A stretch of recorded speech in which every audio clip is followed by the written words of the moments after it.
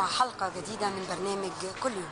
كاميرا البرنامج هتنقل لحضراتكم النهارده فعاليات زياره معالي الامين العام لجامعه الدول العربيه سياده السفير احمد ابو الغيط للاكاديميه العربيه للعلوم والتكنولوجيا والنقل البحري بابي قير، وفعاليات الجلسه الختاميه للجنه التنسيق العليا للعمل العربي المشترك في دورتها السادسه والأربعين، والتي يترأسها معالي الامين العام لجامعه الدول العربيه بمشاركه مدراء ورؤساء المنظمات العربية والمؤسسات التمويل العربي والاتحادات العربية النوعية. فتابعونا وكونوا معنا.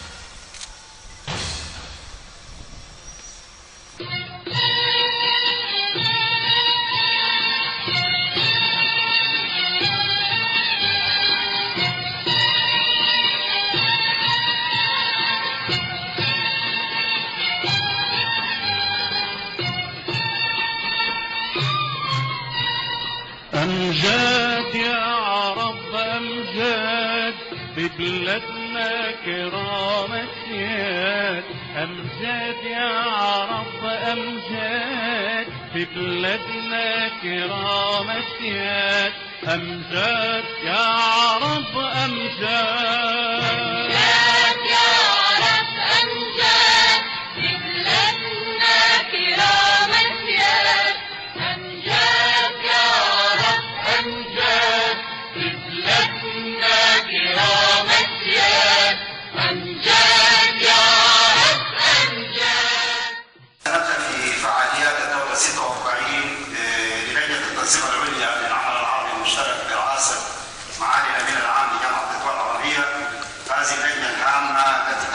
التنسيق والتعاون بين الأمانة العامة ومنظمات أعضاء البعض.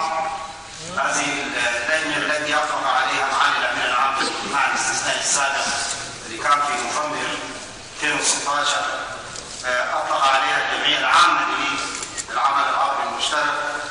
قبل أن نعطي الكلمة للأستاذ الدكتور إسماعيل عبد الغفار رئيس الأكاديمية للترحيب بكم في بيت من بيوت العرب الأكاديمية، نوه إلى أنه يصاحب معالي الأمين العام في المنصة السفير الدكتور كمال حسن علي الأمين العام المساعد رئيس قطاع الاقتصادي، والسفير حسام زكي الأمين العام المساعد رئيس مكتب الأمين العام، وطبعا الأستاذ الدكتور إسماعيل عبد الغفار رئيس الأكاديمية. فليتفضل مشكورا بإلقاء كلمته للترحيب السادة الحضور، ومن ثم يقوم معالي الأمين العام بإلقاء كلمته ويتولى إدارة ورئاسة هذه. تفضل دكتور إسماعيل. بسم الله الرحمن الرحيم، الصلاة والسلام على أشرف المرسلين. صاحب المعالي السيد أحمد أبو الغيط الأمين العام لجامعة الدول العربية رئيس لجنة التنسيق العليا للعمل العربي المشترك، أصحاب السعادة الأمناء العام المساعدين لجامعة الدول العربية، أصحاب السعادة رؤساء ومديري مؤسسات العمل العربي المشترك، أرحب بكم في عروس البحر المتوسط في مدينة الإسكندرية، مدينة التاريخ والحضارة، منارة العلم والعلماء عبر الزمن. أهلا ومرحبا بكم في الأكاديمية العربية للعلوم والتكنولوجيا والنقل البحري، إحدى المنظمات العربية المتخصصة التابعة لجامعة الدول العربية، بيت الخبرة الزراعي الفني المتخصص في مجالات التعليم والتدريب والبحوث والاستشارات. أرحب بكم في فعاليات اجتماع الدورة 46 للجنة التنسيق العليا للعمل العربي المشترك برئاسة معالي الأمين العام لجامعة الدول العربية، حيث تختص هذه الدورة مناقشة موضوعات بالغة الأهمية، منها على سبيل المثال الحصر مجالات التعاون والتنسيق بين مؤسسات العمل العربي المشترك، والتي يتطلب التعاون والتنسيق والآليات المقترحة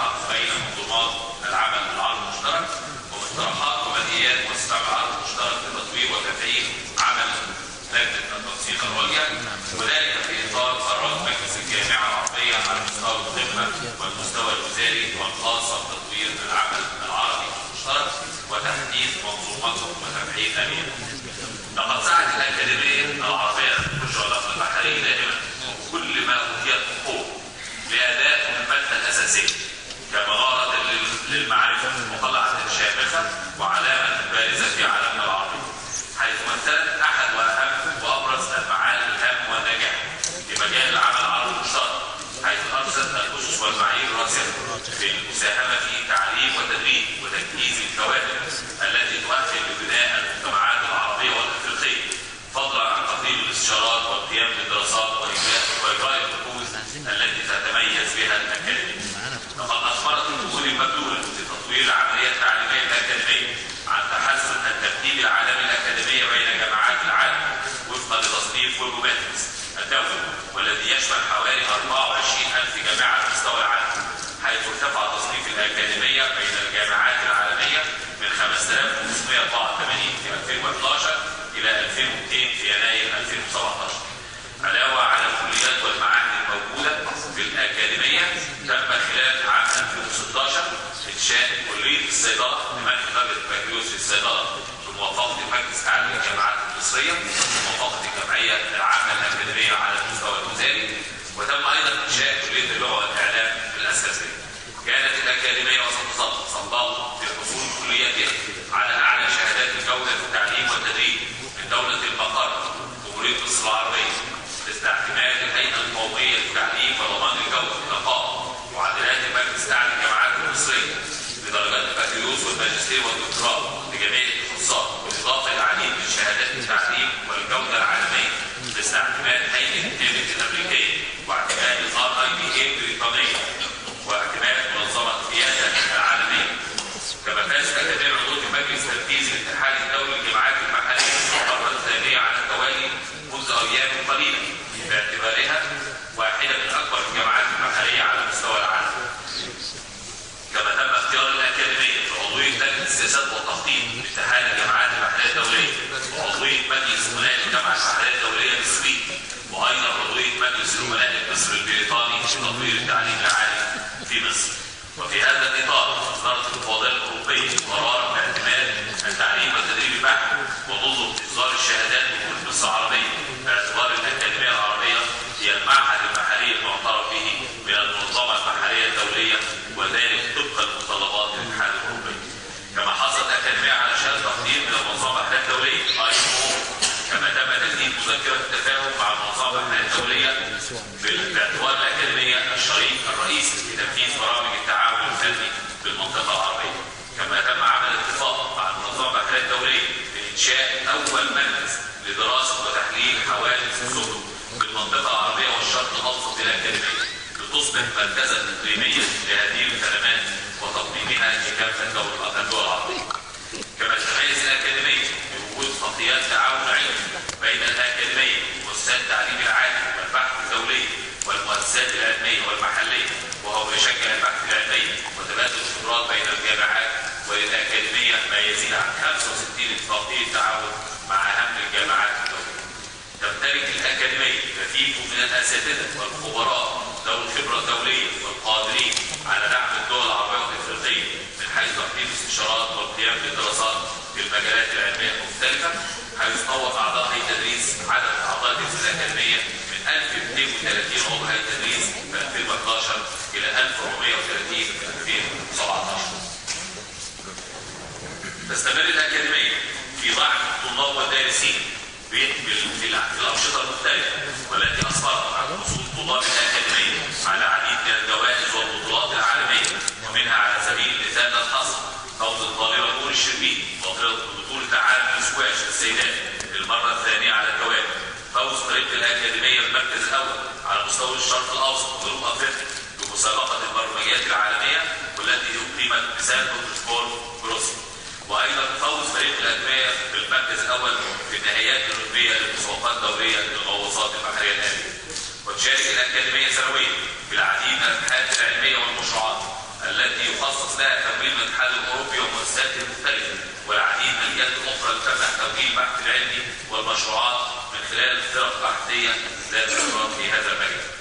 قد حصلت الأكاديمية على المشاركة في مشروعات بحثية ممولة من كفس الاتحاد الأوروبي خلال الفترة في 2011-16 بما يعادل 11 مليون يورو تقريبا. كل هذا المبلغ حصلنا عليه من مؤسسات تمويل دولية لدعم البحوث والمعامل الأكاديمية. كما تخصص الأكاديمية جزءا كبيرا من موازنتها لتمويل الأبحاث والمشروعات الداخلية، حيث مولت الأكاديمية مشروعات داخل الأكاديمية خلال عام دراسي 15-16 بما يعادل 5 مليون جنيه مصري. وأتمنى الفترة القادمة الأكاديمية بيت الخبرة العربية المتخصص في مجال التعليم والتدريب والبحوث والاستشارات أن تظل عونا ودعم للأخوة العرب في كافة المجالات، وهذا حق على الأكاديمية، حيث يوجد في الأكاديمية الكثير من الإمكانيات من خلال الكليات والمعاهد المتخصصة.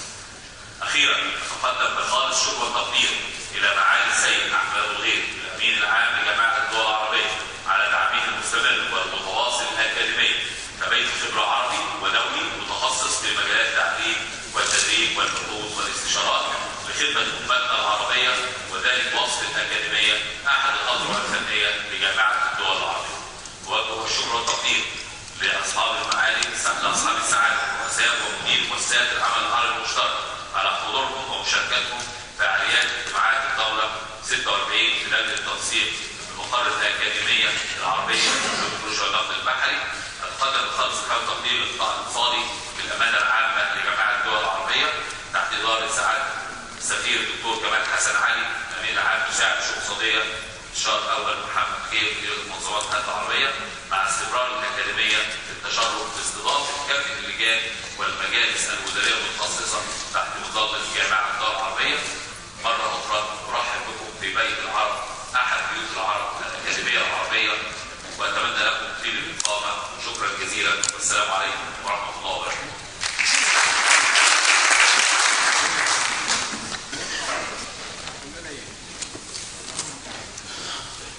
شكرا. بسم الله الرحمن الرحيم. يعني أود أولا أرحب بكم جميعا قادة العمل العربي المشترك، قادة المنظمات العربية العاملة في كافة المجالات. بالنيابة عنكم أود أن أعبر عن عميق الشكر للدكتور إسماعيل عبد الغفار أولا استضافته لينا في هذا المقر، هذا الصرح الكبير، فعلا هو صرح كبير، بالإضافة إلى أنه ليس فقط الاستضافة لهذه الدورة 46 ولكن للتطور الهائل اللي أنا على اقتناع أنكم جميعا مندهشين النهاردة من حجم الإنجاز اللي احنا شايفينه. يعني الأكاديمية فعلا تعكس إرادة عربية قوية للغاية للإنجاز، للتعليم، للتكنولوجيا، للثقافة، للرياضة، للانضباط، للإيمان، للعلم. شيء مدهش، وبالنيابة عنكم أعبر عن عميق الشكر لك إسماعيل لهذا الإنجاز. أستأذنكم، أنا لدي كلمة معدة، لكن برضو أنا عاوز أقول لكم أنا ليا رغبة وأمل إن احنا نبتعد عن البيانات الافتتاحية ونخش في الموضوع على طول، باعتبار إنه هي الجلسة لجنة التنسيق العليا ليست مجرد إن كل واحد فينا يقول بيان ويسجل وجهة نظره فقط، ولكن هي المسألة إن يبقى فيه ما نسميه جميعا انتراكتيف، تفاعل مشترك فيما بيننا يستهدف التنسيق بين هذه المنظومة كلها، زيادة فعاليتها، طرح الأفكار، تبادل الأفكار، ليس فقط بين الأمانة والمنظومة ولكن بين كل المنظومة والمنظومات الدولية.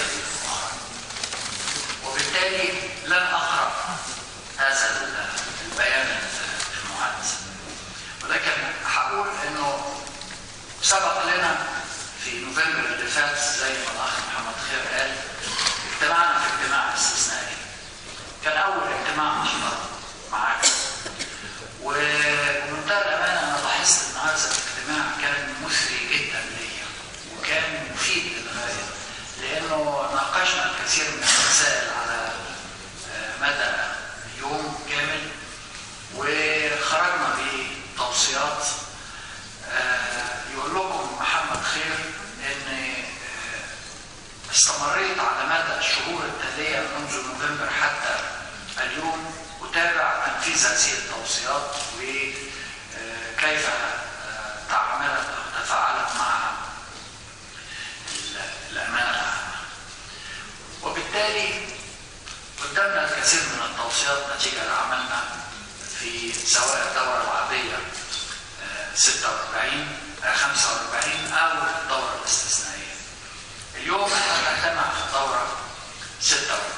على مدى اليومين الماضيين كان لكم اجتماعات كثيرة بتدرسوا البنود العشرة اللي موجودة على جدول الأعمال، وطرحتم الكثير من التوصيات اللي أنا أخذت بها وقريتها على مدى اليومين الآخرين.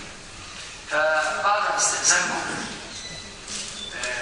نقر جدول الأعمال 10 بنود اللي قدامنا، وبعد إقرارها نبدأ النقاش بند بند.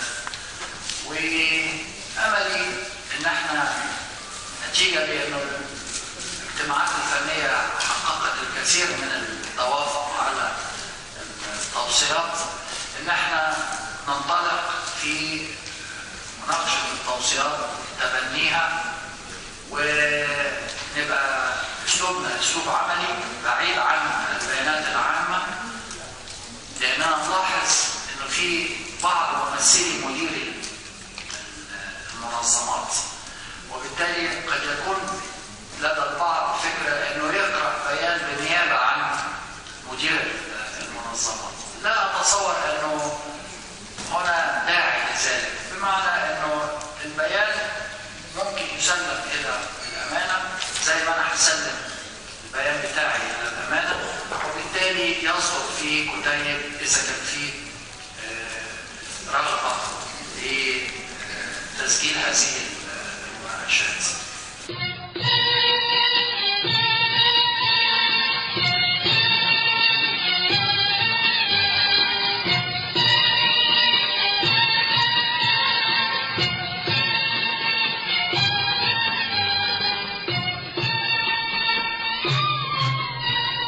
أمجاد يا رب أمجاد ببلادنا كرامة سياد. أمجاد يا رب أمجاد ببلادنا كرامة سياد. أمجاد يا رب أمجاد. أمجاد يا رب أمجاد ببلادنا كرامة سياد. أمجاد يا رب أمجاد ببلادنا كرامة سياد. أمجاد يا رب أمجاد.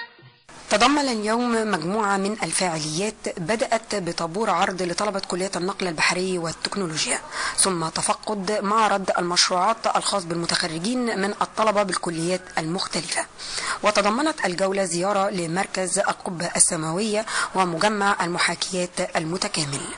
وقد قام رئيس الأكاديمية العربية للعلوم والتكنولوجيا بتكريم معالي السفير أحمد أبو الغيط الأمين العام لجامعة الدول العربية ومنحه درع الأكاديمية.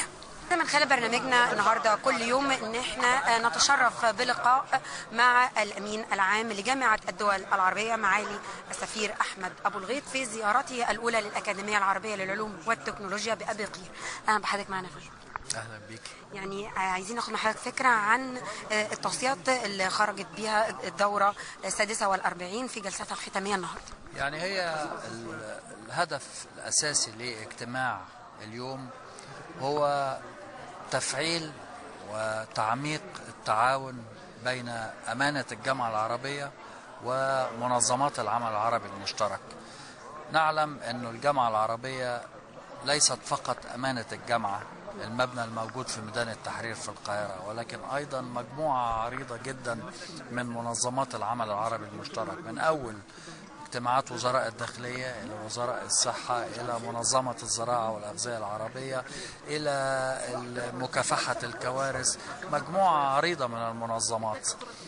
المسألة هي ألا يكون هناك يعني جهد ضائع، ولا يجب أن يكون هناك ازدواج في الجهود.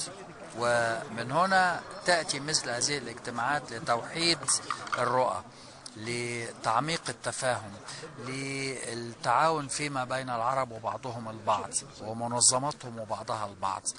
ده البعد الآخر أنه تلقي المبادرات والأفكار والأطروحات. ليه؟ لأنه هناك جهد يبذل، ولكن أيضا هناك مشكلات تعوق العمل العربي المشترك. كيف نتجاوز هذه المشكلات؟ بنبحث هذه الأمور. بعد ثالث مسألة التعاون بين النظام العربي، الجامعة العربية والمنظومة العربية من ناحية، ونظام الأمم المتحدة من ناحية أخرى. بعد رابع مبادرة رئيس السودان فيما يتعلق بتنمية الإمكانيات في السودان لإنتاج الغذاء والزراعة لتخديم على احتياجات الأمة العربية. كلها مسائل صدرت فيها مجموعة عريضة من التوصيات، والاجتماع بصفة عامة اجتماع مجزي. في أيضا في شهر مايو، في الفترة من 14 ل 17 مايو، في اجتماعات كثيرة جدا في أمانة الجامعة العربية فيما يسمى التنمية المستدامة. التنمية المستدامة نعلم أن الأمم المتحدة في عام 2015 وضعت 17 هدف وصولا للفترة من 2015 إلى 2030. 15 سنة من الجهد لمعالجة المشكلات الضاغطة على المجتمع الدولي. يعني إيه؟ يعني مسألة المرأة، الطفولة، الغذاء، الفقر، التعليم، الأمن، مكافحة الإرهاب، كلها أهداف الأمة العربية والجامعة العربية مطلوب منها أيضا أن تعد الدول العربية والشعوب العربية لتنفيذ هذه الأهداف. فاليوم كان في اتفاق على كيف يمكن إنجاح العمل العربي في تحقيق أهداف التنمية المستدامة 2030. هذه هي مجموعة التوصيات التي بحثناها اليوم. حضرتك يا فندم الشهر الماضي كان في مؤتمر القمة في البحر الميت بالأردن، ومن أهم الموضوعات اللي طرحت في المؤتمر مجموعة التحديات اللي بتواجه المنطقة العربية وخاصة مواجهة الإرهاب. هو فعلا كده، وصدرت قرارات في مكافحة الإرهاب، ولكن القرار الأساسي اللي أرى أهمية بالغة لتنفيذه هو القرار الخاص بإنشاء مجموعة عمل من مسؤولين كبار في العالم العربي وفي الدول العربية في كافة المجالات، يبحثون في هذه الظاهرة ويقترحون أساليب للمواجهة.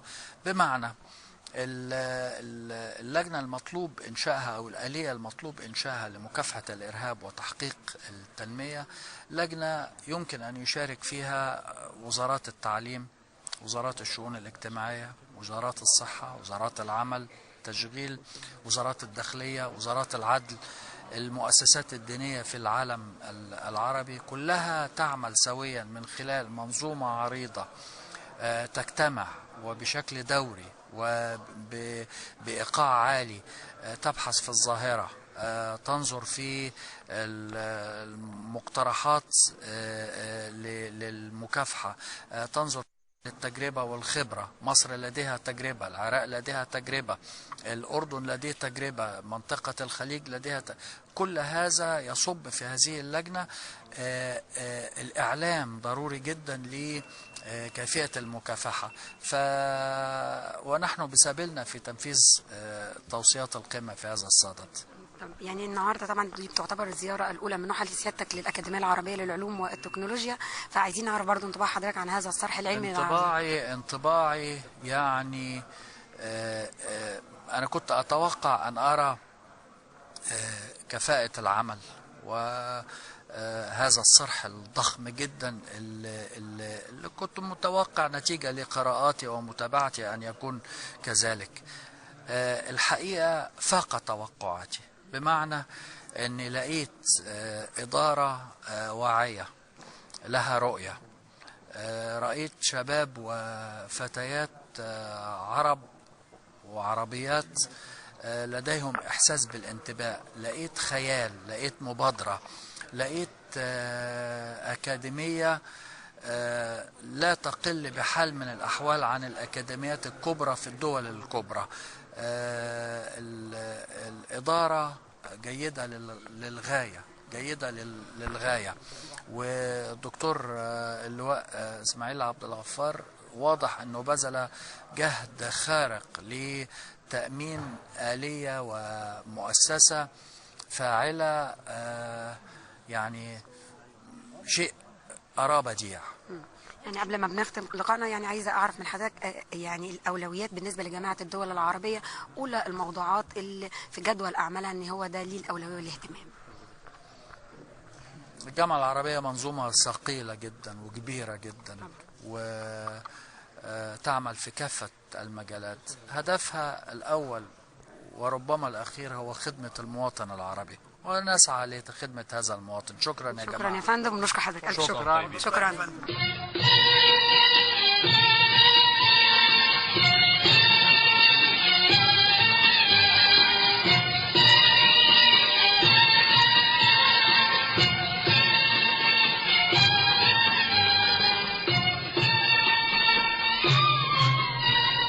أمجاد يا رب أمجاد ببلادنا كرام سياد، أمجاد يا رب أمجاد ببلادنا كرام سياد، أمجاد يا رب أمجاد. أمجاد يا رب أمجاد ببلادنا كرام سياد، أمجاد يا رب أمجاد ببلادنا كرام سياد، أمجاد يا رب أمجاد. نقلنا لحضراتكم فعاليات الجلسة الختامية للجنة التنسيق العليا للعمل العربي المشترك في دورتها 46 بالأكاديمية العربية للعلوم والتكنولوجيا والنقل البحري بأبي قير، والتي تمثل مدى الترابط والأخوة بين أبناء الأمة العربية التي تعتبر شريان واحد وقلب واحد كان ولا زال وسوف يظل دائما ينبض لمواجهة جميع التحديات.